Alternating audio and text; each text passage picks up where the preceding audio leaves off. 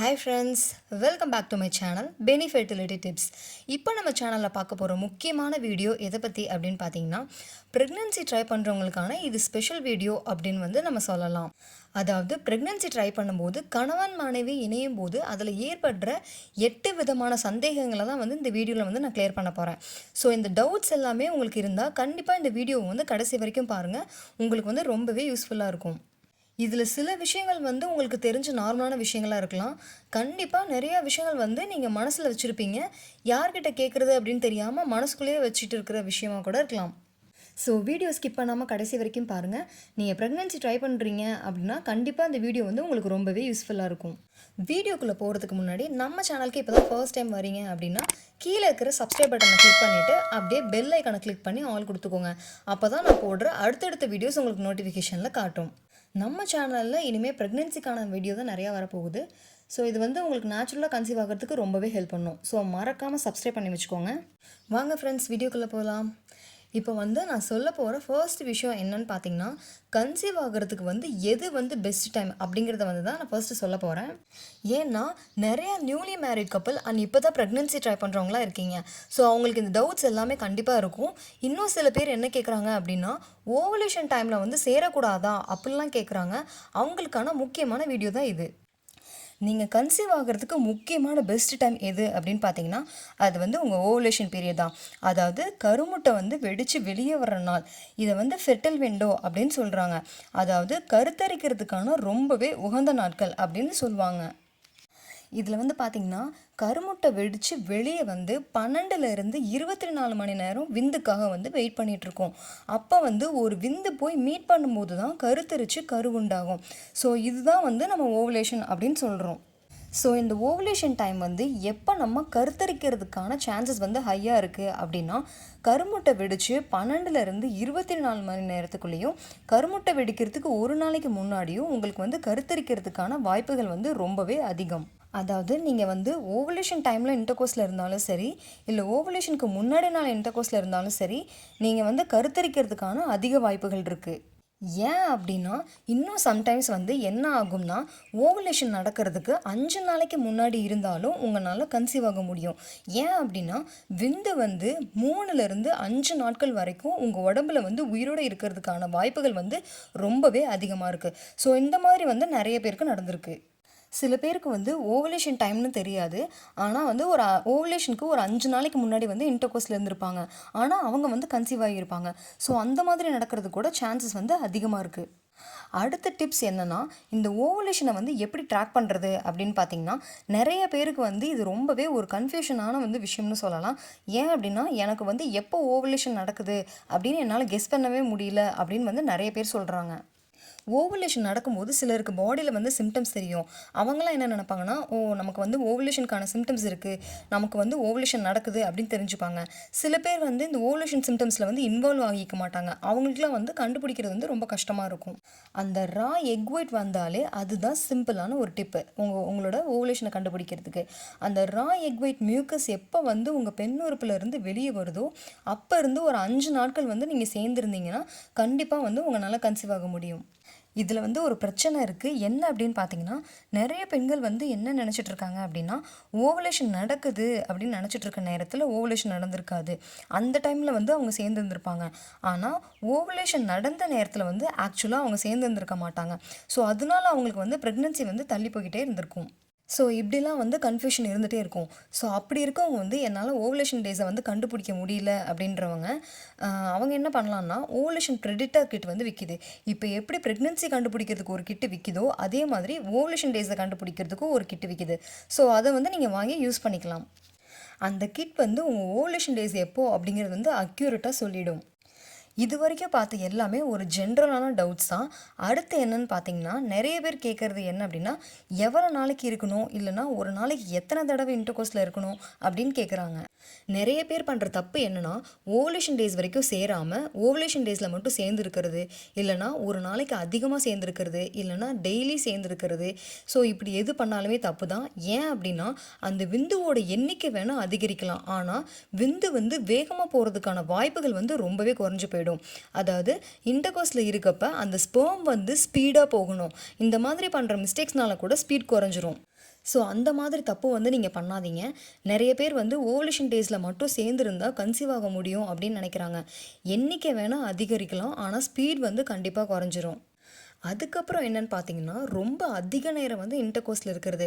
அப்படி இருந்தாலும் வந்து தப்பு தான். அப்படி பண்ணும்போது என்ன ஆகும் அப்படின்னு பார்த்தீங்கன்னா, உங்களோட எண்ணிக்கை வந்து குறையும்.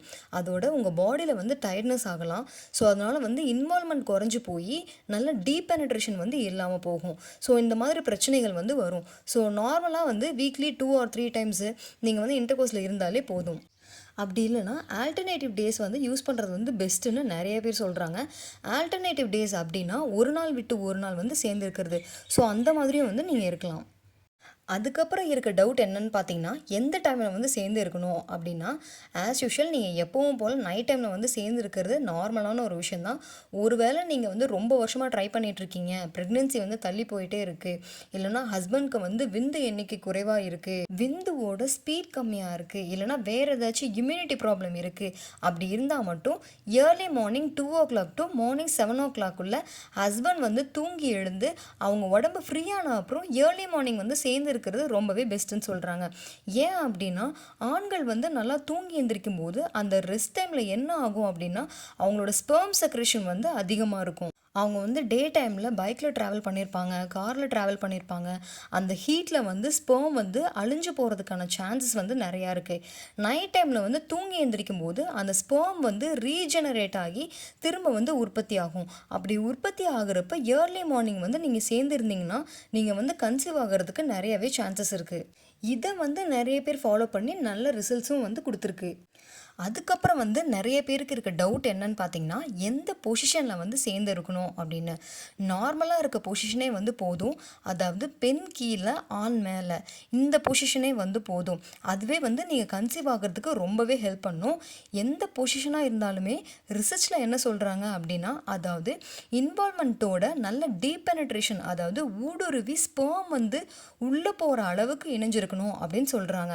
ஏன் அப்படின்னா, அப்போ தான் வந்து உங்கள் கர்ப்பப்பை வாயில் சர்விக்ஸில் வந்து அந்த ஸ்பெர்ம் போய் டெபாசிட் ஆகி கரெக்டாக நிற்கும் போது கருமுட்டை வரும்போது ஈஸியாக வந்து கன்சீவ் ஆக முடியும்.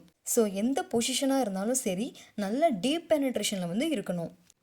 அதுக்கப்புறம் பார்த்தீங்கன்னா, நீங்கள் வந்து எவ்வளோ நேரம் உங்கள் உடம்புல அந்த விந்துவை வந்து உள்ளே வச்சுக்க முடியும், அதாவது இன்டர்கோர்ஸில் இருந்த அப்புறம் எவ்வளோ நேரம் படுத்திருக்கணும், உடனே யூரின் போகலாமா, இந்த மாதிரி டவுட்ஸ்லாம் வந்து நிறைய இருக்குது.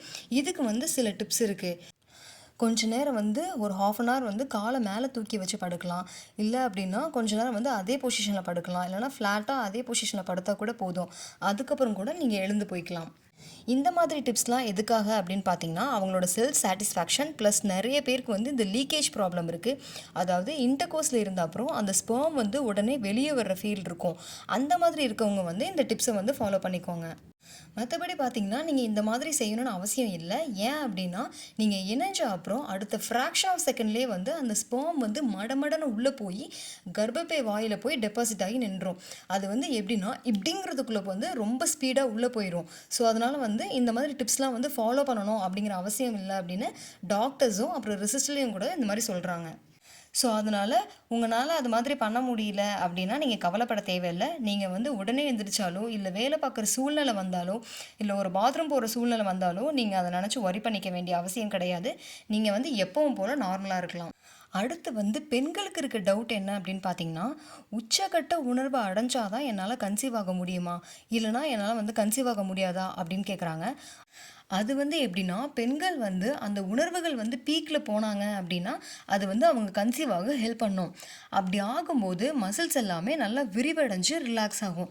உங்களோட கர்ப்பப்பை வாய் வந்து நல்லா ஓப்பன் ஆகும். அப்போ வந்து ஈஸியாக விந்து உள்ளே போகிறதுக்கு நிறைய சான்சஸ் இருக்குது. ஸோ அதனால் வந்து இது ஹெல்ப் பண்ணும். அப்படி இல்லைங்கிறதுக்காக உங்களால் கன்சீவ் ஆக முடியாதா அப்படிலாம் கிடையாது. ஸோ அது நினச்சி நீங்கள் யாரும் கவலைப்பட வேணாம். அடுத்து வந்து என்ன அப்படின்னு பார்த்தீங்கன்னா, நிறைய பேருக்கு இருக்க டவுட்ஸ் வந்து லும்ப்ரிகன்ஸ் வந்து யூஸ் பண்ணிக்கலாமா, அதாவது லும்ப்ரிகன்ஸ்னால் என்ன அப்படின்னா, வளவளப்பு தன்மைக்காக சில பேர் வந்து எக்ஸ்டர்னல் யூஸ் பண்ணுவாங்க. பெண் உறுப்பு வந்து எப்போவுமே ட்ரையாகவே இருக்கும். இதுக்கு வந்து ஃபர்ஸ்ட் ரீசன் என்ன அப்படின்னா, இன்வால்வ்மெண்ட் இல்லாமல் இருக்கிறது, இல்லைனா ஹார்மோனல் இம்பேலன்ஸாக இருக்கிறது, இல்லைனா ஈஸ்ட்ரோஜன் ஹார்மோன் வந்து அதிகமாக இருக்குது அப்படின்னா அவங்களுக்கு வந்து ட்ரைனஸ் இருக்கும். அப்போ வந்து அவங்களுக்கு எரிச்சல் உண்டாகும், இல்லைனா வலி உண்டாகும், இல்லைனா அப்படின்னா இன்ட்ரெஸ்ட் இல்லாமல் இருக்கும். ஸோ இந்த மாதிரி வந்து இருக்கும். ஸோ அந்த டைமில் வந்து எக்ஸ்டர்னலாக ஏதாவது ஆயில் இல்லை வாட்டர் அந்த மாதிரி யூஸ் பண்ணுவாங்க. அந்த மாதிரி எதுவும் யூஸ் பண்ணாதீங்க. ஏன் அப்படின்னா அது வந்து ஸ்பெர்ம் உள்ளே போகிற ஸ்பீடை வந்து குறைச்சிரும். ஸோ அதனாலேயும் உங்களுக்கு வந்து ப்ரெக்னென்சி தள்ளி போகிறதுக்கு நிறைய வாய்ப்புகள் இருக்குது. ஒருவேளை அது உங்களுக்கு தேவைப்பட்டுச்சு, அது இல்லாமல் ரொம்ப கஷ்டம் அப்படின்னா நீங்கள் வந்து ஒரு நல்ல டாக்டரை கன்சல்ட் பண்ணி தேவையான அவங்க கொடுக்குற அந்த லும்ப்ரிகன்ஸை வந்து நீங்கள் யூஸ் பண்ணலாம். ஸோ அதுக்கப்புறம் இருக்க டவுட் என்ன அப்படின்னு பார்த்தீங்கன்னா, நாங்கள் இணைஞ்ச அப்புறம் எப்போ கன்சீவ் ஆவோம் அப்படின்னு வந்து கேட்குறாங்க. கண்டிப்பாக வந்து எப்போ கருத்தரிப்பு நடைபெறும் அப்படின்னு பார்த்தீங்கன்னா, அப்போவே கருமுட்டை வந்து 24 ஹவர்ஸில் ஸ்பெர்மை மீட் பண்ண உடனே நடந்துரும். ஆனால் அது எப்போ கருக்குழாயில் இறங்கி வந்து கர்ப்பப்பை வாயோட உள் சுவரில் இம்ப்ளான்ட் ஆகும் அப்படின்னா 6லேருந்து 12 நாட்கள் கிட்ட தான் வந்து இம்ப்ளான்ட் ஆகும். ஸோ அப்போ தான் வந்து நீங்கள் ப்ரெக்னெண்ட்டாக இருக்கீங்க அப்படின்னு வந்து உங்களால் உணர முடியும். அதுக்கு முன்னாடி வந்து உங்களால் உணர முடியாது. அந்த இம்ப்ளான்டேஷன் வந்து ப்ராப்பராக நடக்கணும். அப்போ தான் வந்து நீங்கள் கன்சீவ் ஆகியிருக்கீங்க அப்படின்னு உங்களால் கன்ஃபார்ம் பண்ண முடியும். ஓகே ஃப்ரெண்ட்ஸ், ஸோ இது வரைக்கும் நான் சொன்ன 8 விஷயம் எல்லாமே வந்து உங்கள் மனசில் இருக்கிற ஒரு டவுட்ஸாக கூட இருக்கலாம். நான் இப்போ சொன்னது எல்லாமே வந்து நிறைய பேருக்கு தெரிஞ்ச விஷயமா கூட இருக்கலாம். இது வந்து உங்களுக்கு ரொம்பவே யூஸ்ஃபுல்லாக இருக்கும்னு நம்புகிறேன். இந்த வீடியோ வந்து யூஸ்ஃபுல்லாக இருந்துச்சு அப்படின்னா லைக் பண்ணுங்கள், சப்ஸ்கிரைப் பண்ணுங்கள் அண்ட் கமெண்ட் பண்ணுங்கள். மற்றவங்களுக்கும் வந்து இதை பற்றி சொல்லுங்கள். நம்ம சேனலை மறக்காமல் ஃபாலோ பண்ணிக்கோங்க. ப்ரெக்னென்சி ஓரியன்டான வீடியோ தான் நம்ம சேனலில் இனி அடிக்கடி வரப்போகுது. ஓவலேஷன் எப்படி கால்குலேட் பண்ணுறது, ஓவலேஷன் அப்புறம் என்ன பண்ணக்கூடாது, இயர்லி ப்ரெக்னென்சியில் வெஜினல் சேஞ்சஸ் எப்படி இருக்கும், ப்ரெக்னென்சி சிம்டம்ஸ் எப்படி இருக்கும், பீரியட் சிம்டம்ஸ்க்கும் ப்ரெக்னென்சி சிம்டம்ஸ்க்கும் உண்டான டிஃப்ரென்ஸ் என்ன, சீக்கிரமே கருத்தரிக்கிறதுக்கு செவ்வாழையோட பெனிஃபிட்ஸ் எப்படி, ப்ரௌன் டிஸ்சார்ஜ் வந்து அது ப்ரெக்னென்சி சிம்டம்ஸா, இதை பற்றின டவுட்ஸ் வந்து உங்களுக்கு இருந்துச்சு அப்படின்னா நம்ம சேனலை வந்து ஆல்ரெடி இதை பற்றி வந்து நான் சொல்லியிருக்கேன். உங்களுக்கு தேவைப்பட்டுச்சு அப்படின்னா நீங்கள் வந்து அந்த வீடியோஸை வந்து நீங்கள் பார்த்துக்கலாம். வேறு ஏதாவது வீடியோ தேவைப்பட்டாலும் கமெண்ட் பாக்ஸில் கமெண்ட் பண்ணுங்கள். கண்டிப்பாக நான் கூடிய சீக்கிரம் நான் வீடியோ மேக் பண்ணி நான் அப்லோட் பண்ணுறேன். நம்ம சேனலை வந்து சப்ஸ்கிரைப் பண்ணாமல் பார்த்துட்ருக்கீங்க அப்படின்னா மறக்காமல் சப்ஸ்கிரைப் பண்ணிக்கோங்க. வேறு வீடியோவில் பார்க்கலாம். Bye friends.